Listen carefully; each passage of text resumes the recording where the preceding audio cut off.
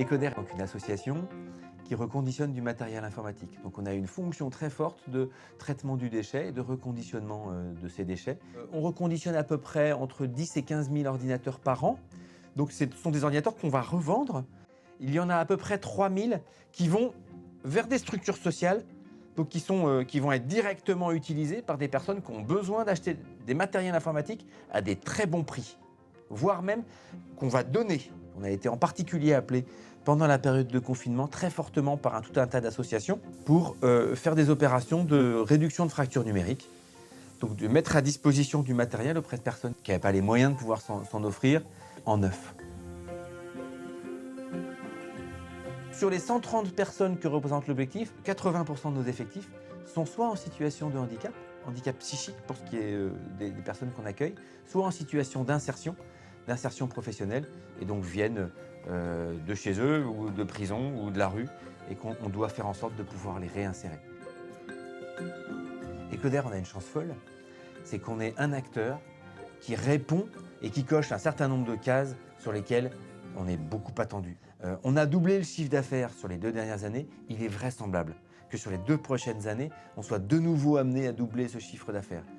On est aujourd'hui sur 3 sites. On a dans le projet de construire un 4e site durant l'année 2021 et vraisemblablement un 5e site durant l'année 2022. Quel rôle a joué la finance solidaire dans la vie d'Ecoder telle qu'elle est aujourd'hui? Fitrust a été notre partenaire et est venu nous apporter énormément de moyens financiers au moment où ils sont rentrés dans le capital. C'est un fonds solidaire dont la vocation est de ne s'engager qu'avec des structures sociales et des structures solidaires. C'est un partenaire qui n'a pas l'exigence d'un partenaire financier classique parce qu'ils connaissent notre métier, ils connaissent nos contraintes et ils sont très à l'écoute des sujets qu'on va traiter. Donc ils souhaitent à la fois avoir un rendement financier qui est logique, mais surtout, ils veillent à faire en sorte qu'on respecte notre engagement social et notre engagement écologique. On a des contacts avec d'autres entreprises de structures sociales et on envisage d'ailleurs de construire des partenariats à la fois économiques, à la fois sociaux et à la fois financiers.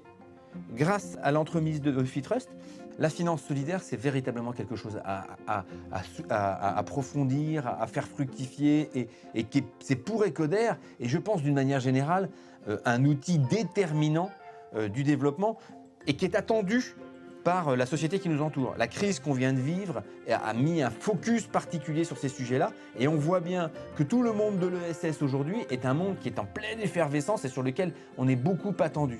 La finance solidaire est le rouage, le levier qui va permettre à toutes ces structures qui sont en train de se lancer de pouvoir éclore le plus vite possible.